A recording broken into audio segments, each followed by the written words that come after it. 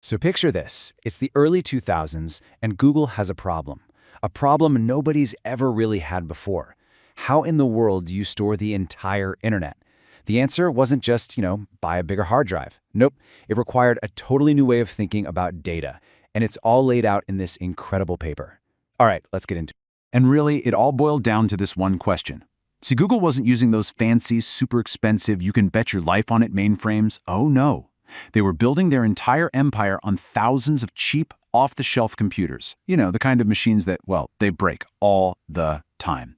So the real puzzle was, how do you build something rock solid out of parts that are designed to fall apart?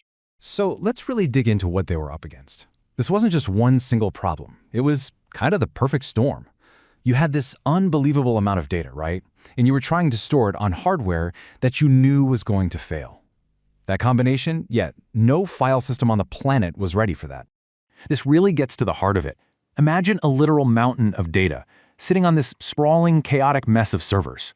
We're talking billions of files scattered across thousands of machines. But here's the kicker. The one thing you really gotta get. A server dying wasn't some red alert emergency. It was just Tuesday. Failure was normal. It was baked into the very design. And this quote right here from the paper itself. This is everything. This is the soul of the Google File System, or GFS. The big idea is that you don't just add fault tolerance on at the end like some optional feature. No way. You build the entire system from the ground up, assuming with 100% certainty that things are going to break. And that, my friends, was a complete break from how everyone else was building software. So the question is, how did they pull this off? How do you turn that constant failure, that huge weakness, into a strength? Well, they did it by throwing out the old rulebook and writing a new one. Instead of trying to make the hardware more reliable, which was impossible, they built software that just accepted failure as a fact of life. They embraced it. And this slide just lays it out so perfectly. Look at the old way of thinking. Hardware is solid, files are tiny, you're always changing little bits of data here and there. GFS just flipped the table. It said, nope, failure is the baseline. Our files are going to be huge. We're talking multi-gigabyte monsters. And this is so critical. They saw that their big jobs, like indexing the web, weren't doing tiny little edits. They were just adding huge chunks of data to the end of a file and then reading the whole thing from start to finish. So they optimized for that, for massive, high-speed streaming, not for zippy little random lookups. Okay, so what does a system built on this wild new philosophy actually look like? It's time to meet the cast of characters in the GFS architecture. All right, first up, we've got the master. You can think of it as the air traffic controller, or the head librarian for the entire system. Now, it's super important to know that the master doesn't actually store any of your data, not a single byte. Its job is to manage all the information about the data, what we call metadata. So that's stuff like file names, who's allowed to read what, and most importantly, it holds the master map that says, hey, these little pieces of data over here, they all belong to this giant file. Then you've got the Chunkservers. These are the thousands of cheap computers we were just talking about. They're the absolute workhorses of this system. They have one job and one job only. Store the actual data on their hard drives in pieces and do exactly what the master tells them to do. And finally, we have the fundamental building block of the whole shebang, the chunk.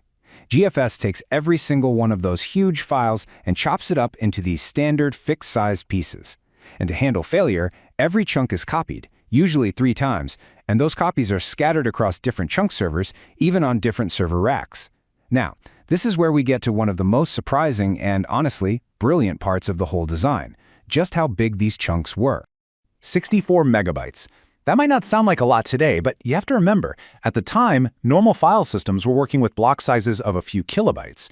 GFS chunks were literally thousands of times bigger. And why does that matter? Well, think about it. By making the chunks huge, the master server had way less information to keep track of. It was a total game changer for reducing the master's workload. Okay, so we've met our players, the master, the chunk servers, and the chunks. Let's put them all into motion and see how this system actually works when you need to write a file.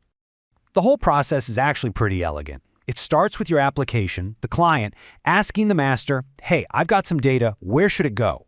The master looks at its map and says, okay, send it to these 3 chunk servers. And it picks one of them to be the leader, the primary. Now here's the clever part. The client then sends the data straight to all 3 of those chunk servers.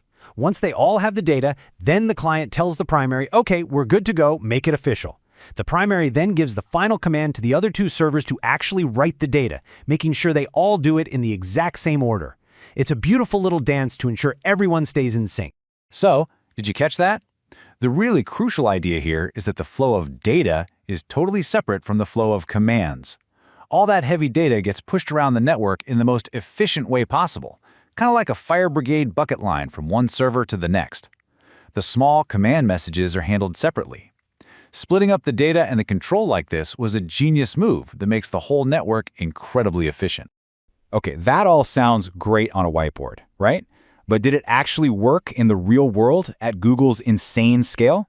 Well, let's take a look at some actual numbers from the paper, when GFS was running live in production. This table gives you a pretty good idea of the scale we're talking about. Just look at that second cluster, cluster B. That's a production system with 155 terabytes of data. But the number that should really blow your mind is the master metadata. All the information needed to manage that entire 155 terabyte system fits into just 60 megabytes of memory. That's the payoff of those giant 64 megabyte chunks.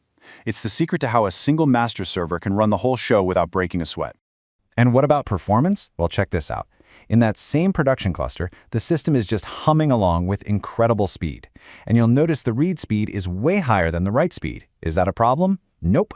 That's exactly what they designed it for. Remember, they wanted to optimize for those huge sequential reads of entire files. And clearly, GFS absolutely nailed it. So, what's the big picture here? What's the legacy of GFS? Honestly, it's hard to overstate. It proved once and for all that you could build planet-scale systems out of cheap, unreliable parts. It cemented this whole philosophy of designing for failure. It was the rock-solid foundation for another famous Google technology called MapReduce, which basically lit the fuse on the whole big data explosion. In fact, if you've ever heard of Hadoop or HDFS, well, that entire open-source world was born directly from the ideas in this one paper. At the end of the day, the success of GFS leaves us with this one really powerful thought. What happens when you stop trying to prevent failure, and instead, you make failure the very cornerstone of your design? What GFS teaches us is that the strongest, most resilient systems aren't necessarily the ones that never break. They're the ones built with the absolute certainty that they will break. They don't just plan for failure, they expect it. And because of that, they can reach a scale and a level of toughness that no one had ever imagined before.